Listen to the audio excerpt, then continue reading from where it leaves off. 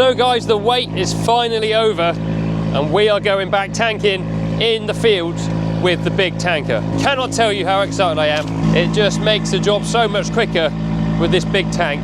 Every 3 loads with this tank is 4 of the little one. That's 25% more efficient. If you're new here and you haven't already, then please think about hitting the subscribe button. That helps us out loads.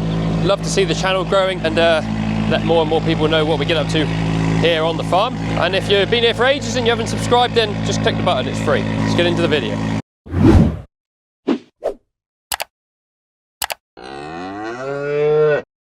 What a sight that is to behold. She is a beauty.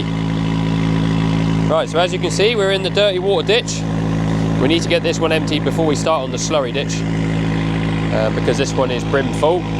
Also, this pipe down here, I don't know if you can see it in the shot or not, that actually goes to the back of the parlour, all the parlour washings and that drain through that pipe. And it's sort of backed up. The drain in the back of the parlour takes a long time to clear at the moment. And that is possibly why. Right, we're nearly full here. Whoa. That's us full. Shut that one down there.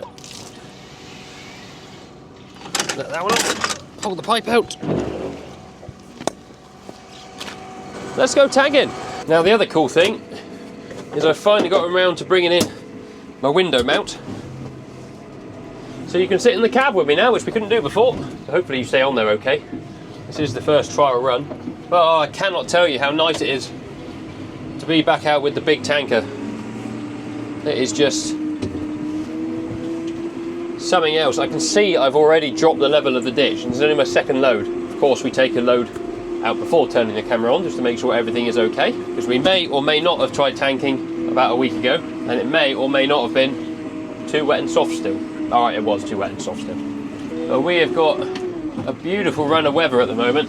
Absolutely glorious. The only downside is it's like -3 or 4 in the mornings. When you're milking, it's fine when there's cows in the parlour, but when you get to like the end of milking, you got to start hanging up clusters that are metal and it's cold and your hands are wet. That is not the one. It's just nice to be able to get out and do some field work. Buzzing, absolutely buzzing. Also brilliant for the cows. You won't be able to see them, but they're currently out to my right here. Can you see them? Can you see the cows? Hi cows! They're absolutely loving life out there. This gimbal's brilliant for this sort of thing. Anyway, just in case anyone new is watching that is not from farming, because we do have some of you guys watch, today we are spreading what is essentially yard runoff and parlour washings, more commonly known as dirty water. So this wouldn't be proper slurry, this isn't neat cow muck. That all goes into a designated slurry pit, and we will start spreading that hopefully tomorrow. But we need to get this ditch empty first. That is what we're going to be on with today. We've got a few things lined up now that the weather's come right we want to do, so we're going to empty this ditch, we're going to start spreading a bit of slurry. We'll probably need to blast out the drain from the back of the parlour to this ditch. I think it's got silted up with sand again, so we need to do that. We've got some water troughs we want to replace out the back of the main cow shed, which we needed the cows out the way to do. So now that they're out during the day, we can hopefully get on and do that. Yeah, it's just an exciting time to be alive. Spring has finally sprung. Until Thursday when it's due to rain. Right, let's get ready for spreading. We've let our dribble bar down. Let's flick the switch, which is now means the spool is working the macerator. We've used this spool to change over to our spread valve. So we need to get into the gear we want, which we're in. Do that, down to open, let off the pressure, and then we just stick this first spool so it's in gear essentially, so it's pumping oil. And that means we are spraying.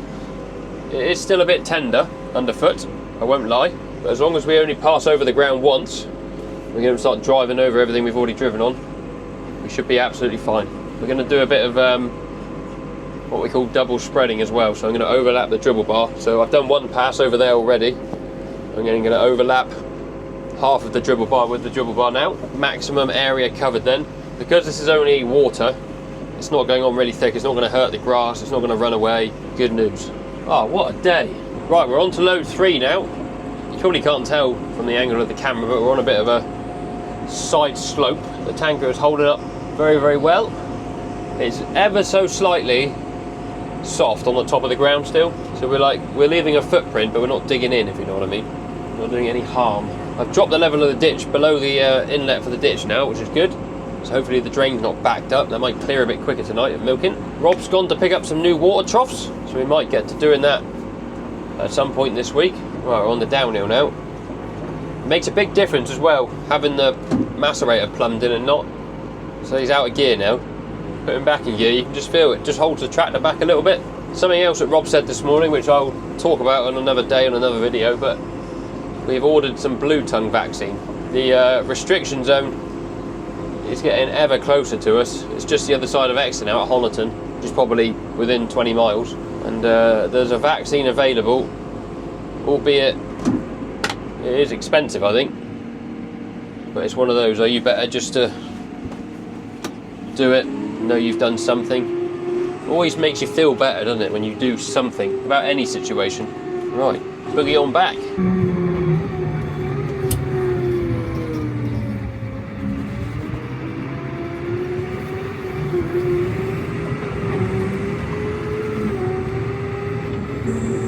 I do love an engine brake.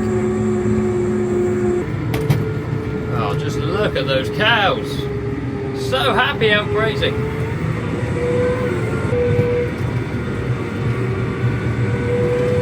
Stream's still running full bore. It's nice now the hedges are cut, I can see over them. Rich is giving his Land Rover the once over. Pressure wash inside and out. That's a well negotiated gateway, that is tight. Soon to be a big slurry pit there where you're looking. Level off this track whilst we're at it. Good, get another load on board. We're winning. This will be load number 5 coming out now. We're well down below the level of the inlet now. So that's good, that means the water from the parlour's got somewhere to go.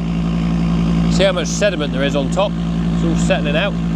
Probably would dig it out, but there's not really any point seeing it's all going to be filled in the next 6 months or so. You see the water all moving down the ditch. All being pulled to where the pipe is. Hopefully at some point today a lorry turns up with an IBC full of iodine. Ours has nearly run out. We are critically low. We use it, spray it on the cow's teats after they've been milked, just to create a little barrier, keep the ends of their teats clean and healthy. We need a thumbnail. What we're thinking. Is that any good? Nice to see the ditch running, lovely and clean. A lot of water going through that at the moment. How are we getting on fill-wise? About halfway. Really handy having that sight tube. Keep an eye on how full you are. Right, slightly different angle now because I realised I put you right in front of the windscreen wiper. I have now finished the field I was spreading. Well, I haven't actually finished it at all. I've just done as far as that drinking trough. And the field actually gets quite steep there. And it's just not worth going below it for the time being. This is load number 6. The ditch will hold somewhere in the region of 10, I think, with this tanker, which would be 14 or 15 of the other tanker. I can hear the Manitou going and I can see Rob's back, so he has been and picked up those water troughs. So we're going to go into a different field now, obviously, and it's a bit more interesting to get into. You've got to get dead square with the gateway. Hello, car. Come down here, look, there's 2 of you. Oh, mind the ducks! No, don't run over the duck. Good, well done, duck. Got out of there. Sadie would not be happy if someone ran over the ducks. Also, an interesting development in the cab here. The dashboard has got a warning light on for what I assume is the air brakes on the tanker.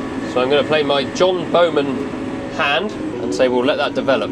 Just don't look at it. Going down the gears. Doesn't really look like they've touched their grazing yet today.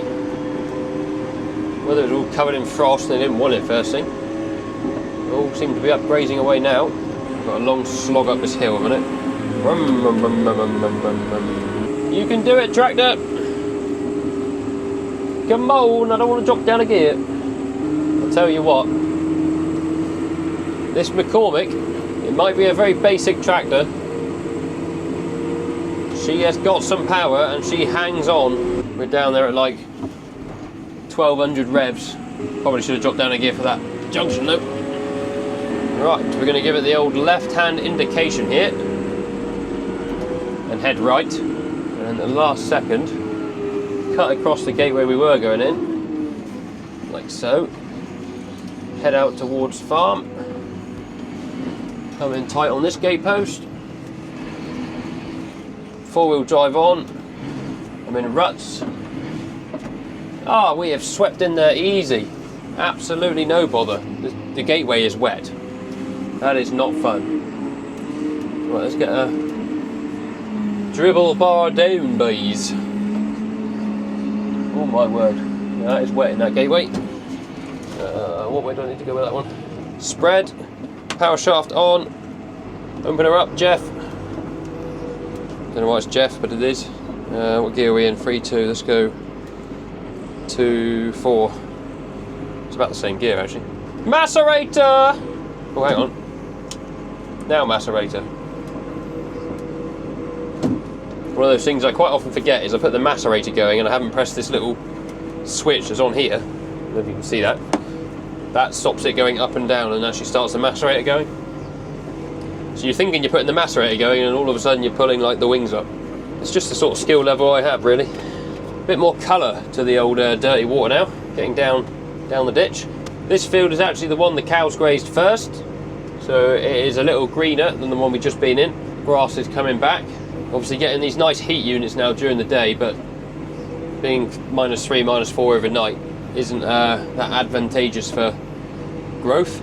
But it is due to get a little bit warmer, and not tomorrow, the day after, but perhaps a little bit more unsettled again. And the other beauty of this tanker is it's got a wide angle shaft, so you can keep going around the corners. It will knock the macerator out though. Drags us down on power a bit. Nose her in, Jeff. Okay, well, we will turn it off. We'll turn it off, we'll get in tight. We'll spin right round on ourselves and we'll start it up again. Good farming. Oh, no. Macerator says no. Oh, we need some revs, that's right.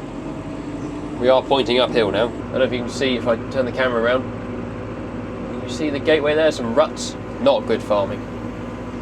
I blame the hedge trimmer. I'm only joking, it's nothing to do with the hedge trimmer. It's just a bit of a low point in the gate there. Do I really want to spread across there? Not really. We won't spread right across the gateway because we'll just make it wet and sour and horrible. We must be nearly empty. We're empty. This is going to bring a small degree of mud onto the road. Blind both ways, can't see, we're just going for it. Full send. Turn 4-wheel drive off. That'll do no good when we're trying to turn in the road. Ladies and gentlemen, we are out. And we are about. We are out and about. Right, I've had enough of this job for the time being. I haven't really, it's dinner time, so I'm going to have some dinner. I've showed you these before, but they're worth mentioning again. We use these little splash-its on the end of the dribble bar pipes, which are effectively a tiny little splash plate. They retrofit to anything, they're just one little bolt through the back there. They just don't leave everything in lines. So here is a load of new troughs. He was talking about getting 2, but I see we've got 4 here. And he's just sent me a message saying he's gone back for getting another 4. I think these are seconds, so there'll be some like imperfections on them, like there on the corner, or somewhere in them. And he's just gone back to buy 4 new ones. Must have had a rush of blood to the head. Anyway, they'll come in very handy. Most of them are going out the back of the cowshed, and then we'll find spaces for the others, I suppose. Well, he's back. We've got 4 brand spanking new ones on there. That could be the wood boy.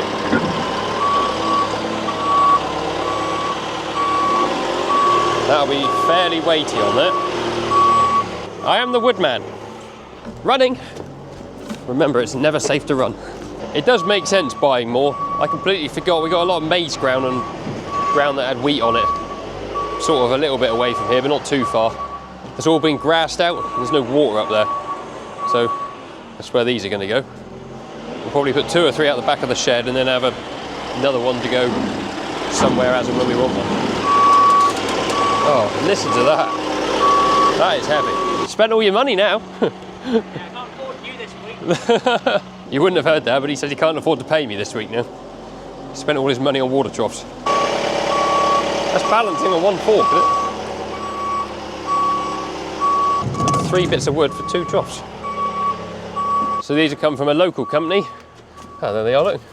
Called called Page Concrete in Crediton.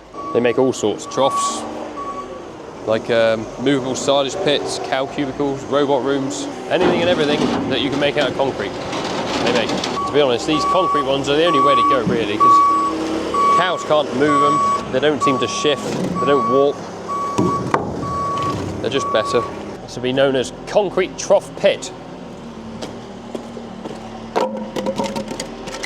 And there you have it, sports fans. Rob spent all his money. Can you see much of a difference? Oh, that one's got a little bit of a crack in there, though. But that doesn't affect the water tightness of it. As long as they hold water, that's fine. They're like, I don't know, 80 quid cheaper, which over 4 troughs, it's 320 quid. I've no idea what a trough costs, but cheaper trough's better than a non-cheap trough. But if you can save 80 quid, that's 80 quid. Right, it's now after lunch. I've come back to do a bit of milking. Rob's taking on tanker duties. Here we go, sports fans.